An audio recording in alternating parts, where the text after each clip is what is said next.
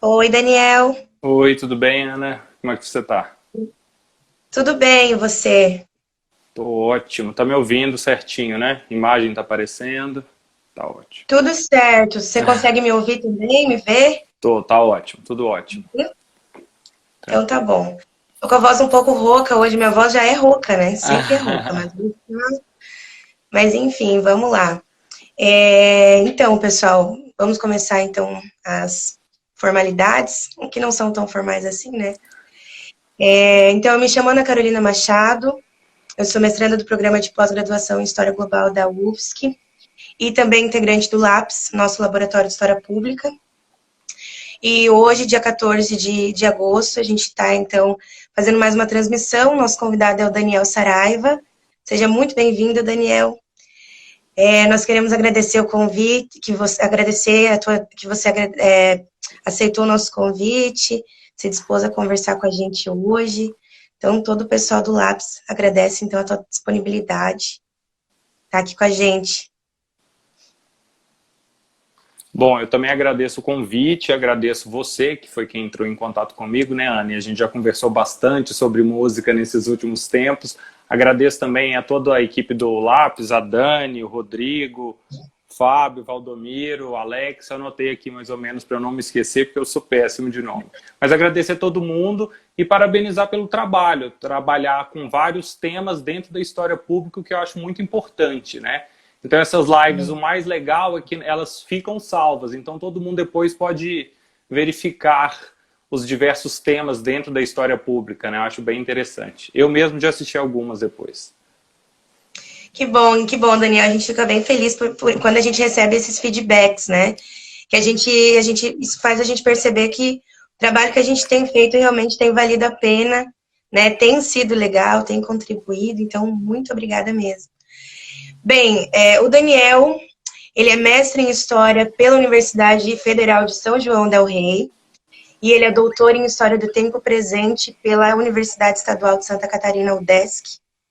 Ele é integrante da Rede Brasileira de História Pública, é um dos colunistas do História e Ditadura, que é um espaço destinado a interessados pela história recente do Brasil.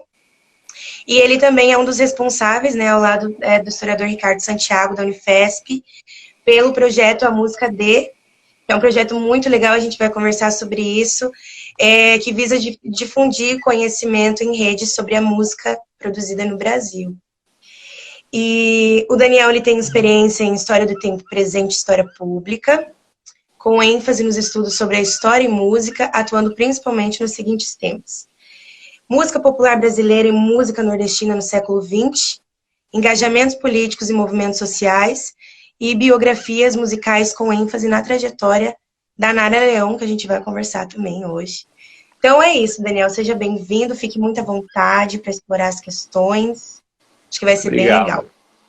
Obrigado. Tava ansiosa para fazer essa live, eu nem gosto de música quase, né? Eu já Não, falei para né? você que se eu mudar de área de interesse da religião para música, culpa é tua. É bom, sempre bom mais Então, gente na música. vamos lá, então. Daniel, as abordagens históricas que tomam a música como temática, objeto e fonte ainda são recentes no Brasil e se apresentam como novas possibilidades para a história do tempo presente e a história pública. Qual é o estado atual das pesquisas históricas sobre a música popular brasileira? Quais são as possibilidades, os métodos, os assuntos que têm sido abordados? Quem está trabalhando com essa historiografia? Fala um pouquinho Então, para a gente. então, desde a década de 80, né, o trabalho do historiador tem abordado a música brasileira, né? E o Silvano Baia, ele fez a tese inclusive sobre isso, sobre o que tinha sobre pesquisas sobre a música na década de 80 e na década de 90.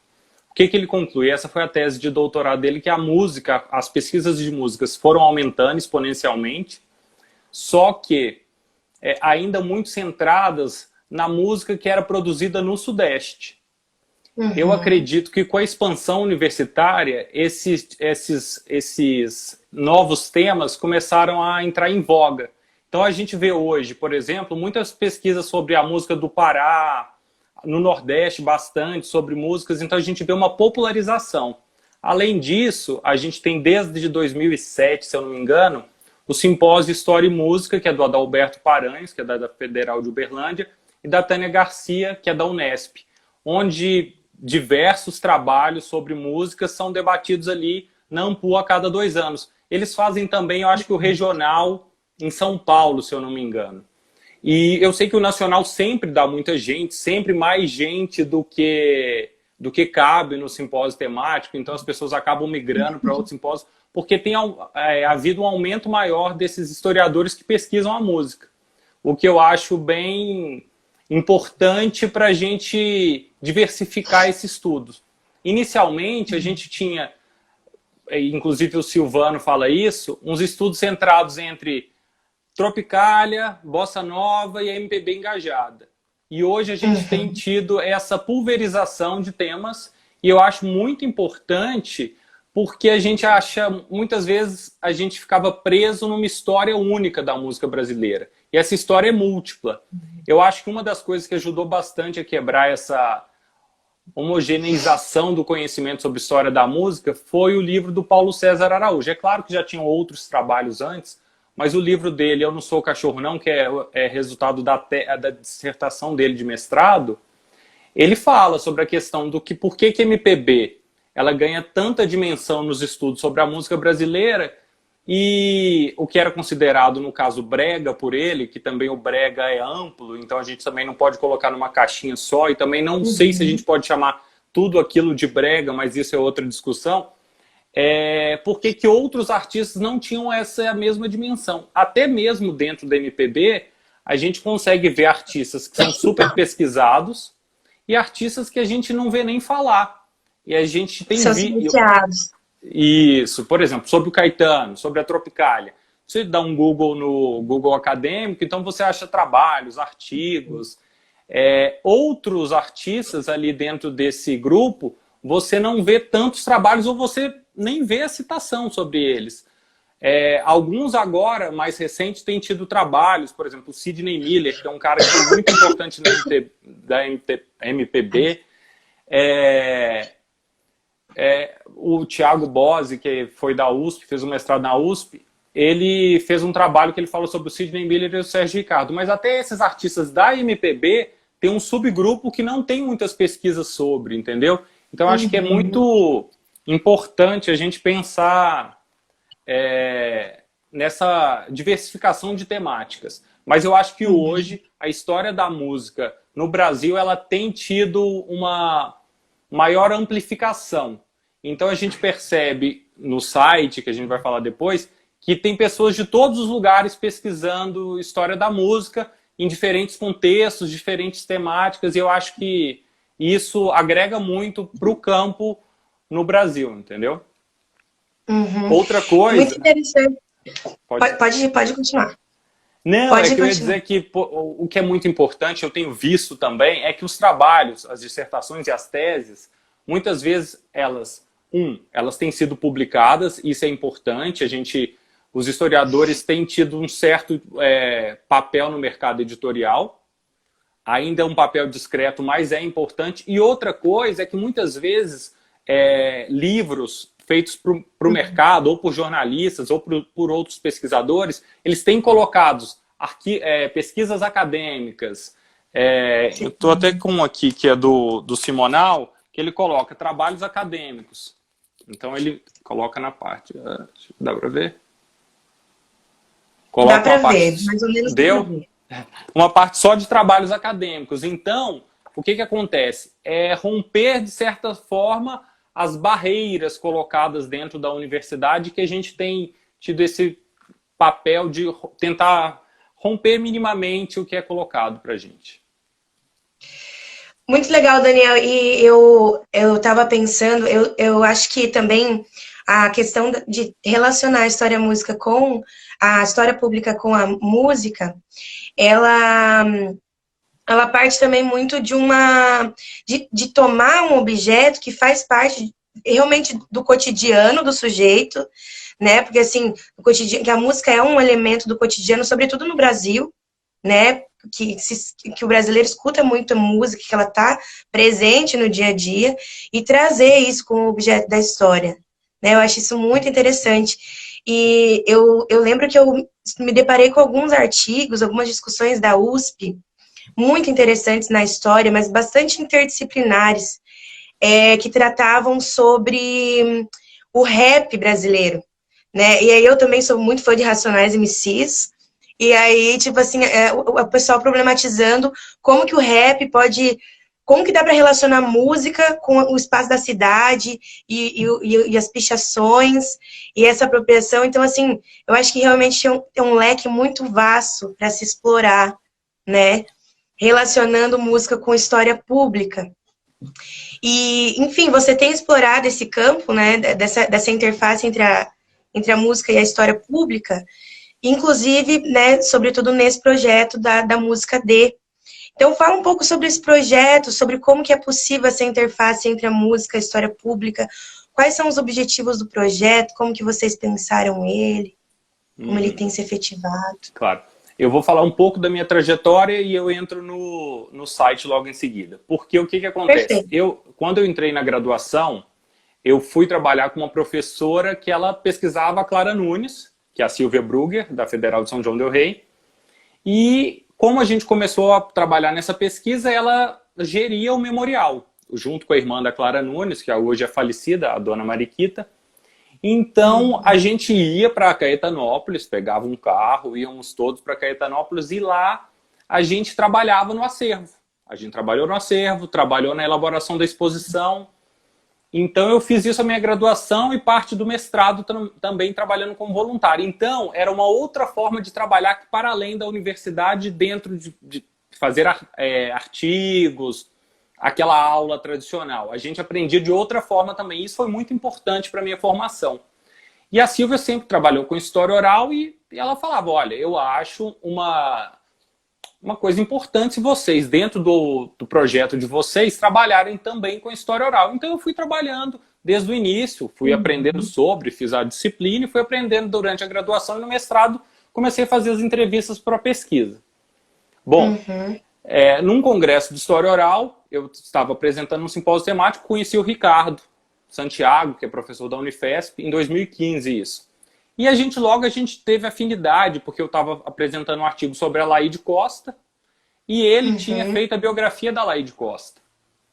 Então a gente ficou conversando sobre essas coisas de projetos, então a gente ficou falando sobre coisas que a gente achava importante fazer na história da música, e que ninguém fazia, ou fazia ainda de maneira diferente. Então o que a gente fez? Evidenciando algumas lacunas, algumas possibilidades. Algumas possibilidades.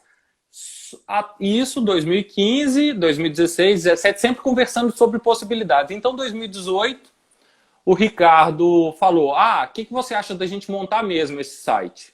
Aí eu falei, olha, eu topo, acho ótimo, vamos sentar e conversar sobre como vamos fazer esse projeto, o que seria importante nesse momento.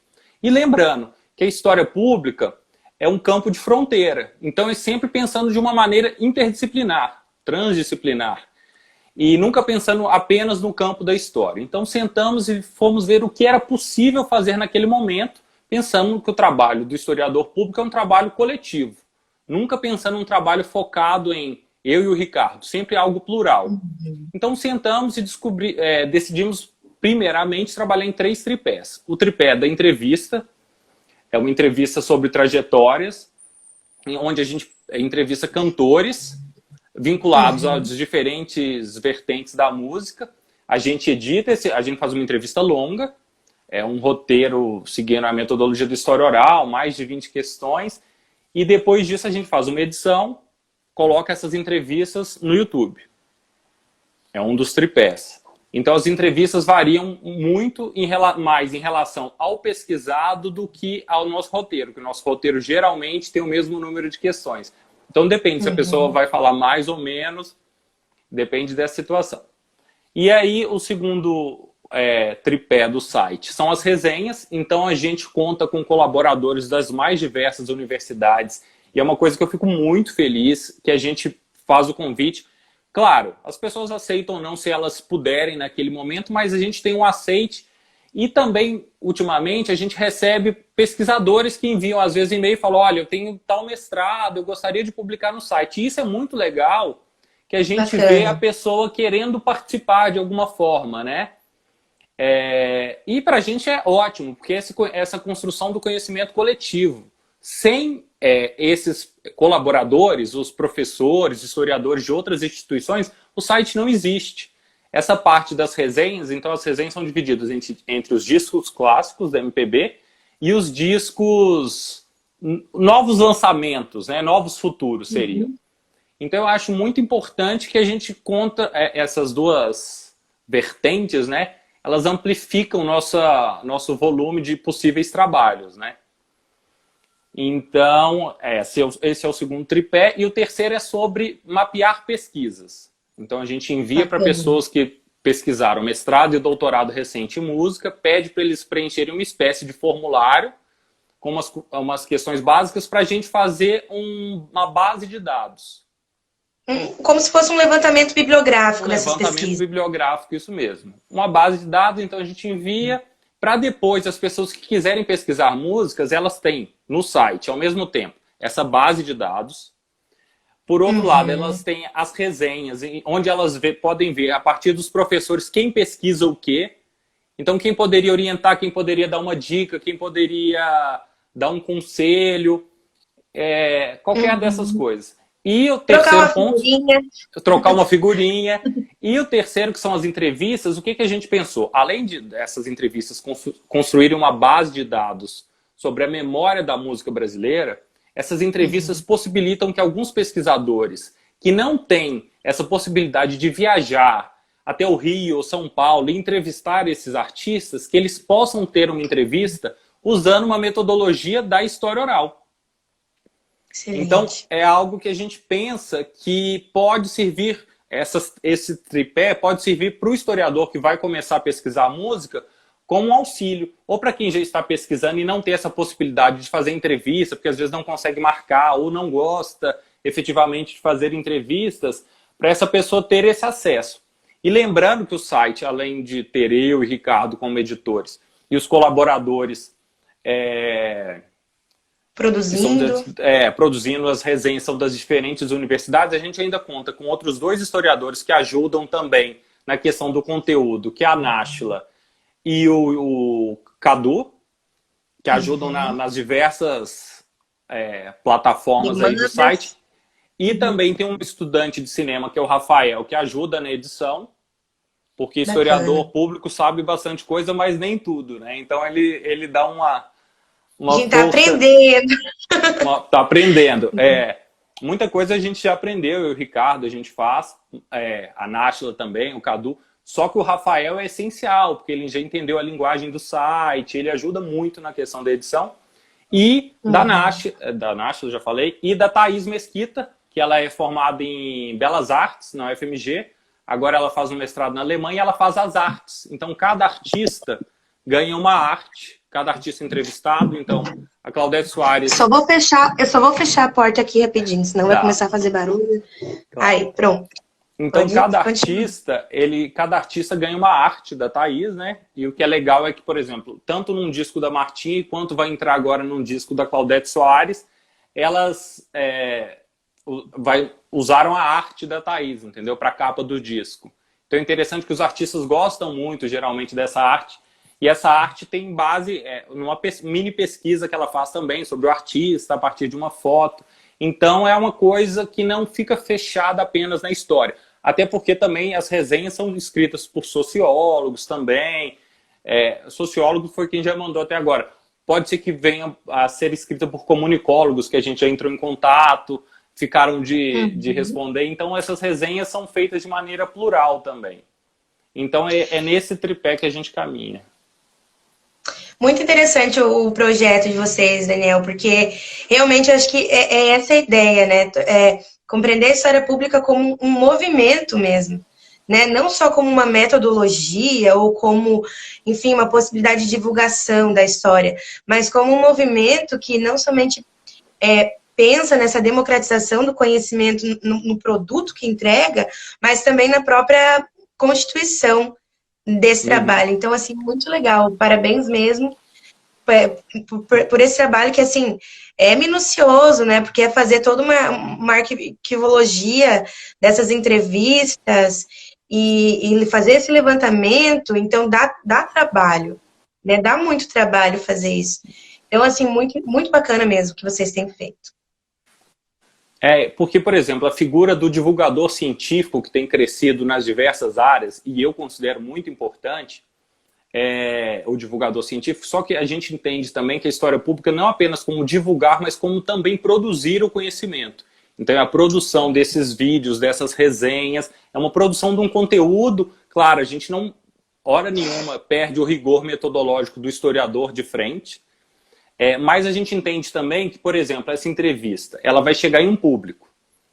Claro que a gente tem interesse que esse público da academia leia e possa usar essa entrevista como fonte. Isso é algo que a gente pensa o tempo todo. Mas, ao mesmo tempo, a gente pensa também em atingir o público, o grande público. E algumas entrevistas, eu acho até que elas conseguem esse papel assim, de atingir. Então, a gente vê nos comentários, né, que eles deixam lá no YouTube, algo também que o historiador público aprende, a questão de visualizações, inscrições, coisas que eu nunca achei que eu teria que aprender, que na graduação a gente pensa, isso nem passa na nossa cabeça e a gente vai aprendendo depois, né? E acho muito importante porque a gente tem que ocupar espaços. E eu acho que o que eu tenho aprendido com o YouTube é que essa coisa também, ela atinge outro público. E quando você atinge outro público, tem que ter também uma linguagem acessível. Uma linguagem acessível sem perder o rigor metodológico. Então, é um campo minado, mas é muito interessante a gente trabalhar com isso. Para mim, para a equipe do A Música D, eu vejo que é muito gratificante, entendeu? Qualquer elogio ou crítica para a gente cresce enquanto equipe para o site, pensando sempre isso, numa equipe, nunca de forma individual, que eu acho que é o que a história pública ensina bastante, né? É parar de pensar no eu e pensar no nós. Perfeito. Muito bacana mesmo.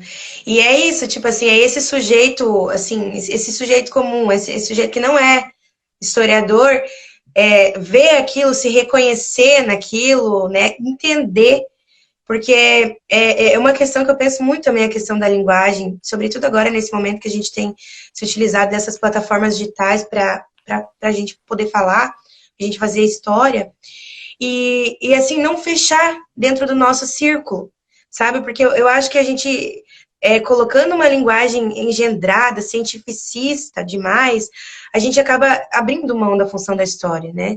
Que é chegar na sociedade, que é fazer esse diálogo. Então, assim, eu acho que é possível também, é uma coisa que eu penso muito.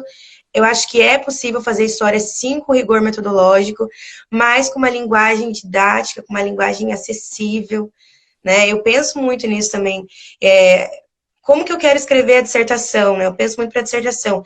Eu quero escrever uma dissertação que a minha mãe possa ler, que o meu pai possa ler e minimamente entender, né? Porque se for para fazer só para academia, eu acho que, enfim, empobrece toda esse ofício do historiador que tem como base a teoria, mas sobretudo a prática, né? Então, assim, muito, muito legal esse movimento que vocês têm feito. Bom, deixa eu ver que horas que já são 3h26. Acho que a gente pode ir para a terceira questão. Você quer fazer mais algum comentário? Ou a gente pode...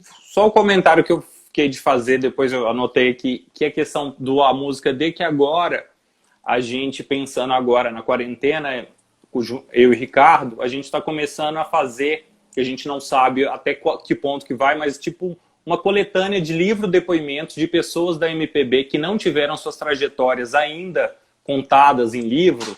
Então a gente faz uma grande entrevista e depois outras entrevistas suplementares e a pessoa, a partir do depoimento dela, ela reconta a história dela, de que maneira ela enxerga essa trajetória dela. O primeiro livro é da Cláudia. A Cláudia já tem 70 anos, ela começou com 17, então mais de 50 anos de carreira. Então, como que ela enxerga essa trajetória, a memória do hoje sobre a Cláudia, de 50 anos atrás. Então é um livro depoimento muito bonito e que eu acho que recoloca pessoas que tiveram importância na música brasileira nessa história. Claro que mas que não foram tão evidenciadas quanto outras, né? Claro que também não acho que é essa questão de recolocar num sentido de super poderoso, não, longe disso. Mas no sentido de ser importante contar trajetórias. Trajetórias são importantes, às vezes a gente conta sempre das mesmas pessoas, e é muito legal a gente poder olhar para o lado. Então foi um trabalho que a gente fez, começou antes da quarentena, mas a gente terminou na quarentena, e que vai sair dia 20, o livro chega da Gráfica. Então é algo que é um braço editorial do A Música D, poderíamos dizer. Esse livro da Cláudia é a primeira produção que vocês estão realmente... É o primeiro livro, né, do projeto. E o primeiro livro do A Música D, isso. Muito legal, depois vamos divulgar.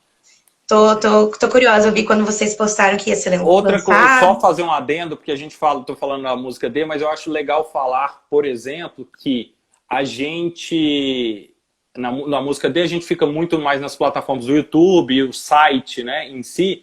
Então a gente tem o Facebook, que a gente usa para publicizar as coisas que a gente produz no site, o Instagram muito menos. Só que no Instagram... a gente tem, por exemplo, colegas, historiadores também, ou sociólogos, produzindo também outros tipos de trabalho que também analisam músicas. Então eu queria falar, por exemplo, o Que Cresceu Ouvindo, que é do Ivan, que faz o doutorado em Portugal, que ele analisa discos e faz entrevistas com artistas no Instagram, chama o Que Cresceu Ouvindo, e o Na Ponta do Disco, que é do Tiago, da Daniela e da Lara, que eles convidam pesquisadores para falar sobre um disco específico. Então, são vídeos de cerca de 10 minutos. Então, eu acho importante falar de trabalhos de colegas também que estão aí tentando falar de música para um outro público, que é um público do Instagram, que não é nenhum público que seja tão próximo do que a gente tem feito numa música dele. Mas eu acho super louvável todas as tentativas e os trabalhos em aumentar o público do historiador. Eu acho muito... Esses dois projetos que eu conheço, eu acho legal citar aqui. Bacana, Daniel. É isso mesmo, né? Produzir, divulgar, fazer esse trabalho coletivo mesmo. Acho lindo isso. Lindo, lindo. Então, vamos para a terceira questão. A terceira questão é um pouquinho mais complexa. Na verdade, as questões elas ficaram um pouquinho longas, são bem pontuais, mas, né? Enfim, abre uma série de possibilidades. Então, a terceira questão é o seguinte: a historiografia tem compreendido a música como um produto cultural, né, que traduz dilemas nacionais, movimentos sociais, memórias, trajetórias, conflitos, enfim, crenças, questões de classe, e portanto, né, permite, enquanto um produto cultural, lançar luz sobre um determinado contexto histórico.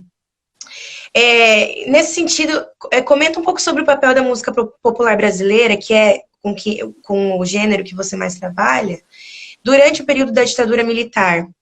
Eu sei que, como você falou no início, essa é uma discussão ainda que, durante muito tempo, se centrou, né, na MPB ali do Centro-Sul Brasil, quer dizer, Rio, São Paulo, e essas figuras que ficaram mais conhecidas, né? Mas... você, na tua tese, inclusive, você discutiu sobre música popular nordestina do século XX, então já migrou desse recorte temporal para pensar outras regiões, né? Então fala um pouquinho sobre como que foi esse movimento da MPB durante o período da ditadura enquanto movimento de contestação ou de reprodução, como que você enxerga esse cenário, assim? Eu acho que a música tem um papel primordial para estudar a ditadura, primeiro por esse papel contestatório ou louvatório, porque a gente tem Dom e Ravel cantando durante o Milagre Econômico as praias do Brasil ensolaradas, né? Então ele faz uma louvação ao governo militar. Então a gente não tinha só crítica, a gente tinha elogios, só que depois do fim da ditadura a gente quase convencionou falar que todo mundo contestava, e não é bem assim. Então a gente tem também trabalhos hoje que... É isso que eu acho importante a gente sempre frisar, né? Não colocar toda essa MPB durante o período da ditadura na mesma gaveta. Quer dizer, existia muita coisa sendo feita, né? E muita coisa reproduzindo e alimentando, fazendo inclusive apologia, né, ao regime. Então, assim, problematizar essa pluralidade, né, para que a gente não acabe fazendo, sei lá, análises simplistas e superficiais demais sobre uma questão bem complexa. E até, inclusive, porque, por exemplo, a gente tinha na censura, tem um trabalho ótimo da Cecília Heredia, que ela fez a dissertação sobre o mecanismo da censura na música, mas eu acho que a censura, a gente tinha a censura política, que era muitas vezes a censura que, por exemplo, Chico Buarque era enquadrado, e a censura comportamental. É claro que a política comportamental, às vezes, elas são imbricadas, e não é tão fácil separar assim. Mas a gente tem que pensar que tinha esses dois tipos de censura, e no final da ditadura, a censura é muito mais comportamental do que política, com a abertura, né? E também quem são essas pessoas que eram censuradas. Então eu acho que a partir da história da música, a gente aprende muito sobre como foi a nossa ditadura. Então, o que foi aquele movimento contestador, como é que a canção foi se tornando mais engajada, a linguagem de fresta no momento que a censura ela é recrudescida, né? Então, é muito importante... Falar nas entrelinhas, né? Entrelinhas, isso. A censura, ela endurece e aí as pessoas começam a fazer regravações, mas regravações que pelas regravações elas queriam estar falando alguma coisa contra a ditadura, né? Então a gente tem, e dentro dessa ditadura a gente tem, por exemplo, inicialmente em 69, 68, a gente tem primeiro essa linguagem engajada, mas ao mesmo tempo que a gente tem essa música engajada, a gente tem também a Jovem Guarda, que naquele momento era considerada alienada na questão política, mas ao mesmo tempo, comportamentalmente, ela era questionada. As mulheres de minissaia, os homens cabeludos, que tipo de comportamento era esse? A Jovem Guarda, que até hoje ainda não teve muito espaço dentro da pesquisa historiográfica. A gente vê coisas pontuais, mas eu acho que ainda está para vir alguém que vá pesquisar. Merece uma atenção melhor ainda. Com certeza, uma pesquisa de fôlego. Eu acho que isso seria muito importante. Então, eu acho que essa história da música, ela traz muito da história da ditadura militar. Inclusive depois na abertura. Então a gente vê na abertura política vários cantores nos comícios, no palco, Fafá de Belém cantando hino. Então a gente... Os próprios festivais da música popular brasileira também. A forma como os festivais vão mudando, né? Então a gente tem os festivais, então tem o ápice do festival, a gente tem o Festival de 68, para não dizer que não falei das flores do Geraldo Vandré contra o Sabiá do Chico e do Jobim. E aí depois o festival muda também um pouco, né? Porque depois de 68, muitos dos cantores considerados engajados, eles tiveram que sair do país. Então como é que... Foram exilados e aí meio que deu uma quebrada. Tiveram que se exilar, Então como é que... Quem fica, como é que produz? Eu acho que tem muito... Claro, já foi bastante pesquisada a questão dos festivais, mas eu acho que trajetórias individuais ainda merecem um olhar mais carinhoso ainda. E acho que se você pegar os trabalhos, por exemplo, do Napolitano, que pesquisa música desde muito tempo, é a nossa grande referência, eu acho que a gente consegue entender a história da ditadura através da história cultural, história da música. Como é que foi mudando a música, como é que foi mudando a ditadura, também os governos ditatoriais. Já naquele livro sobre a ditadura do Napolitano, que é uma referência, eu não lembro o nome exatamente agora, mas ele já faz essa costura, né? Relacionando a história política com a história cultural e já colocando a música, colocando esses aspectos culturais. Eu me lembro que quando eu estava na graduação a gente discutiu em Brasil República, e, inclusive eu fiz um seminário sobre música popular também, enfim, né? Nem gostei quase. Mas, assim, não tinha muita noção dos debates ainda. Procurei alguns artigos e deu pra gente fazer uma discussão, e aí o Napolitano foi uma referência, né? Mas eu queria... Uma coisa que eu queria que me ficou assim, queria que você comentasse, você fala, né, sobre essa necessidade e essa possibilidade tão rica que vocês têm explorado de trabalhar com trajetórias. Vocês têm feito muito a partir da perspectiva da metodologia da história oral, e da questão biográfica da história oral, ou vocês também estão se apropriando da própria microhistória mesmo, para pensar um sujeito, a partir de um sujeito, uma dada sociedade, um dado contexto? Eu acho que, claro, a história oral permeia toda a nossa trajetória no site, então é muito importante, mas também da microhistória, porque a partir de uma trajetória você pode enxergar todo o que está ali por trás, né? Então, do micro você vai para o macro, e é muito importante a trajetória desses artistas, principalmente esses artistas que fizeram parte de algum grupo, a partir da trajetória você consegue entender o que estava acontecendo na dinâmica daquele grupo. Claro que entendendo sempre que esse artista é um ser único. Então nem tudo, ele permeia vários grupos muitas vezes, né?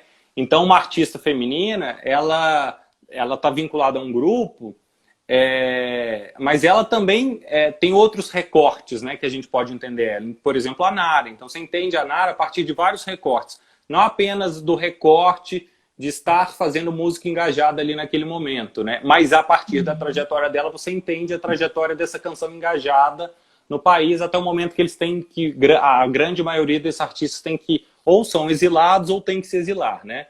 Exilados mesmo, que foram obrigados a sair, foi o Caetano e o Gil. O resto teve que se exilar por pressões externas, por questões do governo. Então, por exemplo, a Nara, que você vai perguntar, mas a Nara, por exemplo, ela saiu porque durante um depoimento que eles pediram, não sei se me engano, é do Chico Buarque ou de outro artista, eles falaram lá que iam enfiar o ferro quente nela. Então ela teve que sair do país. Então a própria Isabel Diegues, que é a filha da Nara, ela fala que eles tiveram que sair, ela e o Cacá Diegues, muito mais pela Nara do que pelo Cacá Diegues. O Cacá Diegues, cineasta do cinema novo. A Nara incomodava. Então acho que isso mostra um pouco de como que eles eram coagidos a sair do país, né? Que bom que você comentou, porque eu já vou entrar nessa quarta questão, que é justamente a questão que fala sobre a Nara, mais especificamente, mas eu também lembrei, esses dias eu estava assistindo, enfim, já assisti milhões de vezes, eu até já decorei essa entrevista, que é a última entrevista da Elis, né, que é aquela entrevista, assim, que ela, assim, nas entrelinhas, mas ela realmente solta o verbo, né, numa crítica, tanto da ditadura militar, como do próprio mercado da música, né, e, assim, enfim, a desvalorização desse sujeito que é o intérprete, né, que, enfim, acho muito, muito, muito interessante aquela entrevista dela. E, enfim, e ela dizia, né, que, assim, essa incomodação, né, uma das frases que ela fala a gente viveu esse momento, né, a gente viveu esse momento desse regime, desse contexto autoritário, e era tão, assim, difícil de lidar, porque a gente fazia uma coisa e de repente a gente tinha que estar se vendo fazendo outra, e pisando em ovos, né? Então, assim, é interessante, aqui eu acho que aquela entrevista dela é uma baita fonte, assim, para pensar isso, porque ela analisa, né, a experiência dela, falando como que era e como que teve que passar por isso, e o que ela vê disso tudo depois. Né? Então, assim, que é também uma grande voz, né, da MPB no Brasil, enfim. Mas, assim, vamos falar mais especificamente da Nara, né, que é a tua especialidade. E eu não sei tanto da Nara, inclusive, eu sou mais, assim, tenho mais conhecimento sobre a Elis, sobre a Gal, sobre a Bethânia. E a Nara, para mim, assim, ainda eu tô curiosa para te ouvir. Então, vamos para a questão 4. Você se dedicou a estudar sobre a trajetória da Nara Leão, né, que foi uma das principais figuras da Bossa Nova, da Tropicália. E esse trabalho biográfico, ele compreende a Nara Leão não apenas como uma intérprete da música popular brasileira, mas também como uma pesquisadora e como uma intelectual. Né, você coloca isso nos teus debates. Né, que foi engajada e comprometida com os dilemas do seu tempo. Então, comenta, Daniel, sobre como que foi traçar essa biografia de uma mulher, né? Por que você escolheu trabalhar com a Nara, com a biografia da Nara, que foi integrante de um movimento que, se a gente for parar para pensar, foi predominantemente masculino. Né? Então, como que você chegou a esse objeto? Quais que foram as suas questões? Então, eu escolhi trabalhar com a Nara no 4º período da graduação. Então foi um pouco antes foi no quarto ou no quinto, se eu não me lembro, se eu não me engano. Então tinha a professora Silvia e vários outros alunos pesquisavam outras intérpretes, então tinha quem pesquisava a Elisa, a Silvia pesquisava a Clara, tinha quem pesquisava a Bethânia. Então eu perguntei para a Silvia alguns nomes que ela achava que seriam interessantes. Ela falou naquele momento da Nara e da Elisete Cardoso, que fez 100 anos, fez o centenário. Ela já faleceu, mas o centenário dela foi esse ano. E eu tinha um conhecimento sobre a Nara, de ouvir na minha casa, minha mãe, um tio que gostava muito de música brasileira, então eu sabia quem era. Inclusive a música da banda tocava muito quando eu era pequeno, eu gostava daquela música. E aí eu falei, não, vou pesquisar a Nara. E comecei a adentrar na trajetória de Nara Leão, né?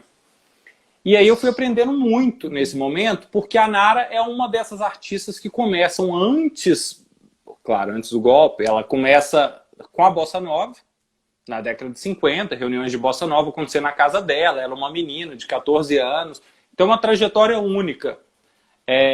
Então o pai... Inclusive, o que eu li, enfim, que eu fui ler das tuas discussões para pensar a entrevista, ela foi, inclusive, uma influenciadora do Chico, né? Tipo assim, uma influenciadora direta, digamos assim, que meio que lançou essas pessoas, esses artistas. Sim, ela é uma das primeiras que grava o Chico. Eles eram muito amigos, ficaram muito amigos depois. E o Chico se influenciou muito pela Bossa Nova, inicialmente, João Gilberto. E se o João Gilberto era o intérprete da Bossa Nova masculino por excelência, a Nara seria o jeito de cantar da intérprete feminina, né? Inicialmente, a Silvia Telles era a grande referência, mas a Silvia falece muito cedo e a Nara dá esse prosseguimento para a carreira, até 89, que é o ano que ela falece, né? Então, o que acontece é que ela começa lá na Bossa Nova, então ela muda depois também. Ela cantava aquela bossa tradicional, depois ela vê os problemas do Brasil, através do CPC, o Centro Popular de Cultura. Então ela dá uma guinada nesse engajamento. Então ela já estava engajada em temáticas importantes, né, para que a gente discute depois, quando tem o golpe, 64. E aí, o golpe, quando acontece o golpe, o primeiro espetáculo engajado é o show Opinião, né? O pós-golpe. E o show Opinião é pensado a partir do disco dela, Opinião de Nara, que é o disco que o Rui Castro fala que esse disco, sim, fez uma cisão na Bossa Nova, porque a Nara, que era a musa da Bossa Nova, estava naquele momento cantando música engajada. Então, e é uma trajetória muito rica. O Paulo entrou aqui para me desestabilizar agora, ó. O Paulo sempre deixando os historiadores com vergonha nas lives. Ele tem esse papel. A gente contratou ele aqui do Lápis para fazer isso. Contratado não. E aí, o que acontece é uma trajetória muito rica, que a Nara, por exemplo, ela indica a Bethânia para substituir ela no Opinião. Ela grava no primeiro disco do Fagner, então ela tinha isso.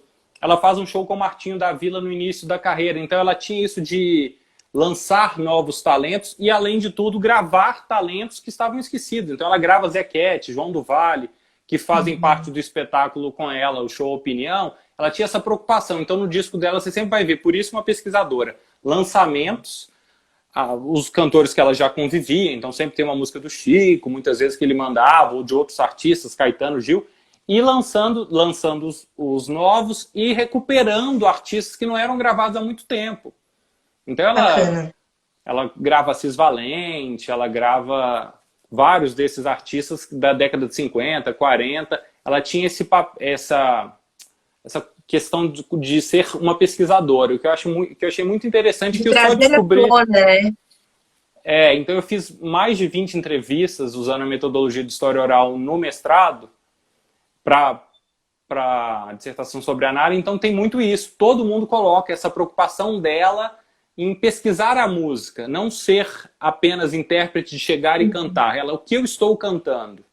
Então você vê participações dela numa coletânea sobre músicas do Centro-Oeste. Quando eu fiz o lançamento sobre isso. Mesmo com o lugar, o campo em que ela estava inserida. Muito preocupada. Só chegar e cantar. Claro. E além de ser uma mulher que era uma formadora de opinião, no meio essencialmente machista naquele momento. Então, a Nara quase foi presa, porque ela falou que quem devia ser preso era o pessoal do exército. Eles deviam ser presos, eles não deviam estar mandando. Então causou um rebuliço isso. E aí uma das pessoas que intercederam a favor dela foi o Drummond, que fez um poema. Aí ela falou que se fosse para ganhar um poema do Drummond, se ela soubesse que valeria a pena, eu acho que tem um pessoal fazendo aqui umas perguntas. Eu não sei se vai dar tempo. Eu não sei, sem óculos. Mas olha, eu posso responder para as pessoas depois em inbox. No inbox? Se a gente conseguir ver, se não der tempo, eu respondo. A gente tem ainda 10 minutos, né?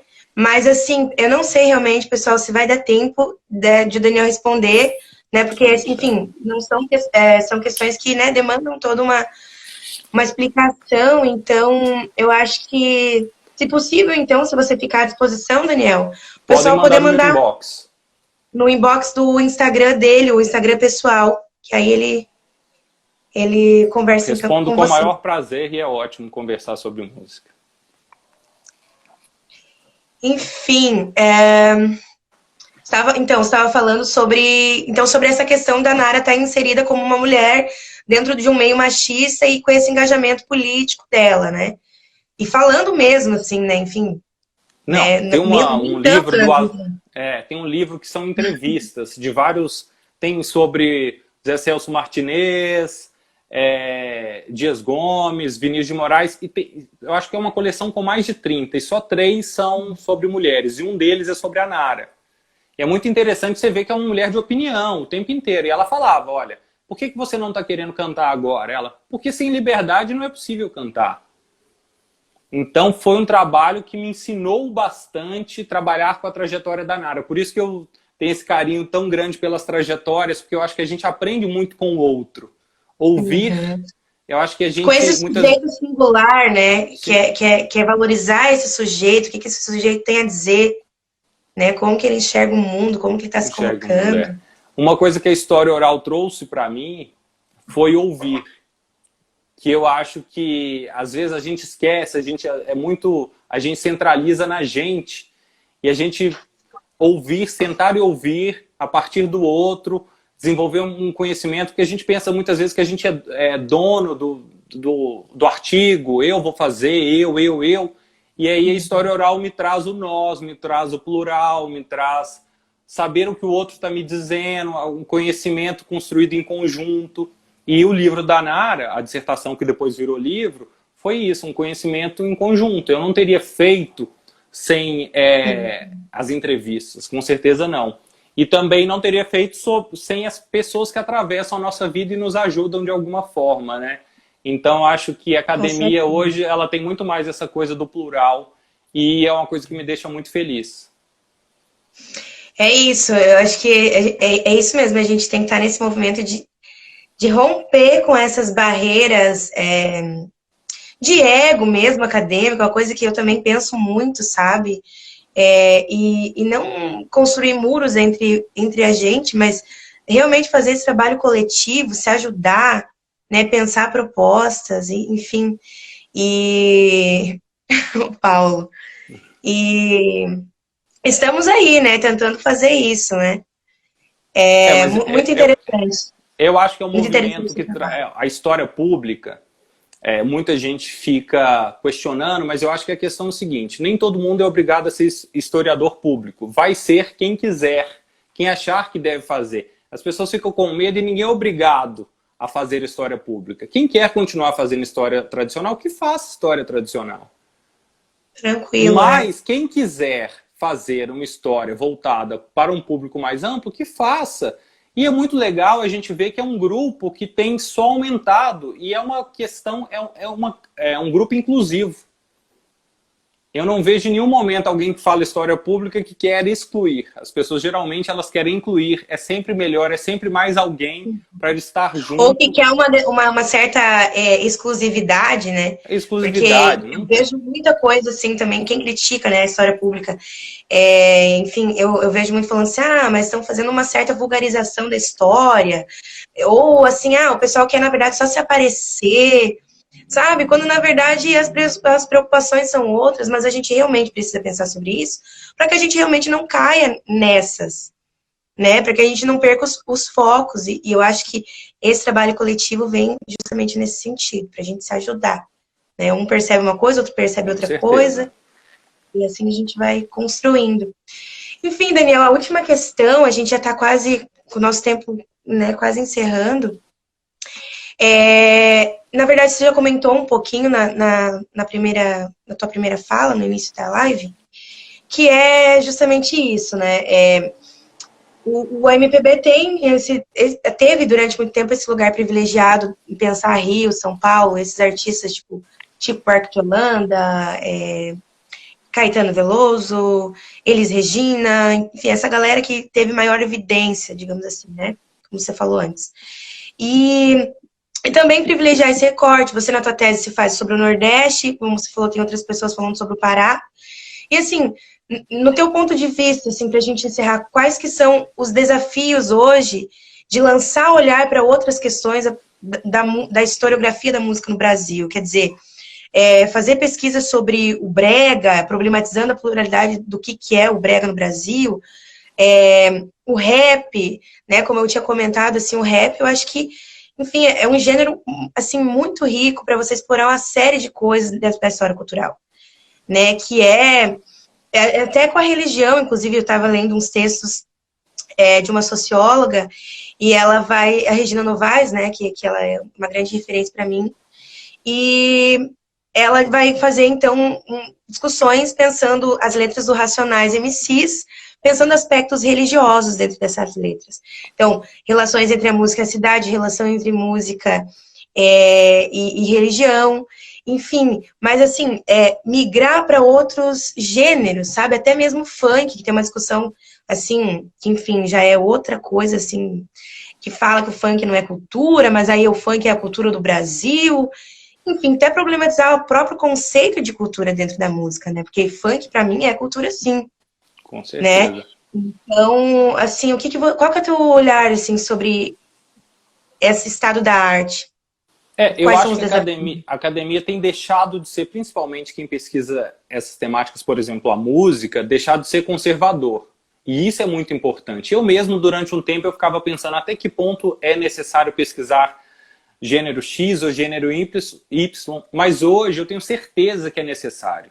Todo tipo de pesquisa é necessária, a gente aprende de alguma forma e a gente tem que quebrar essa hierarquia, entendeu?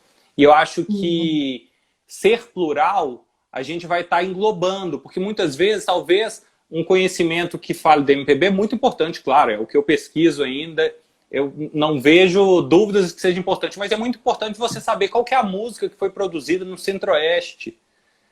E quem são essas pessoas que produziram essa música? E a gente tem uma história, dentro do possível, total e plural, entendeu? A gente, muitas vezes, a gente hierarquiza, a gente escolhe um tema e a gente tem que entender a valorizar o outro, o plural, e entender, por exemplo, que essa expansão da pós-graduação foi muito importante, porque as pessoas estão podendo contar dos seus estados, dos seus lugares. Então, algo que às vezes a gente não tinha a oportunidade de ver. E eu acho que essa expansão ela possibilitou ver isso. Então, eu estava vendo, por exemplo, o último simpósio temático de História e Música. Então, você vê tecnobrega, pop, rap, samba, MPB. Então, você vê que novas temáticas, não tão novas, mas que elas têm permeado a história da música já de algum tempo, elas têm ganhado espaço. E é muito importante para a gente aprender. Até porque a gente veio nesse mundo para isso, né? Para aprender. Se fosse para ficar só no que a gente acha necessário, não precisaria da história, porque já teria sido feito, né? Então acho que a gente tem que pensar de forma plural e é algo que eu tenho pensado, que o site me fez pensar muito isso, de forma plural. Então a gente manda para o pesquisador, independente do que ele pesquisa, um convite para escrever sobre uma resenha. E aí ele escolhe dentro, às vezes o pesquisador nem quer escrever sobre o que ele pesquisa, ele quer escrever sobre outro disco, porque ele ainda não teve a oportunidade de falar sobre. Eu tenho muito essa necessidade, assim, tipo, tô pesquisando sobre religião no espaço público, mas eu quero falar sobre outra coisa, eu quero ler feminismo, não quero só falar de uma coisa. E eu acho que esse é o grande mote da história pública é isso, né? Essa pluralidade. Enfim, a gente vai ter que encerrar, porque senão tem 3 minutos. Daniel, muito obrigada. Eu fiquei muito feliz com a nossa live, muito, aprendi muito. Obrigada pela tua participação, por ter conversado com a gente. E, assim, parabéns de todas as maneiras pelo trabalho que você tem realizado. Pelas suas pesquisas, pelo História D. Também estendo, né, os parabéns ao Ricardo e o pessoal que está trabalhando com vocês. E é isso. Agradecer, falar que eu morro de vergonha de falar em público, inclusive o Paulo colocou ali, eu falo para ele assim. Só que mas você falou muito bem. Só que eu acho que foi um convite legal, porque era um trabalho que eu já tinha visto, inclusive a entrevista da Juniele, porque eu acho que a gente está falando sobre todas as temáticas possíveis. Então, poder falar sobre música e história pública, para mim, foi muito interessante o convite e agradeço vocês aí. Obrigada, Daniel. Então, pessoal, a gente está encerrando. Temos aí 2 minutos antes que o Instagram encerre.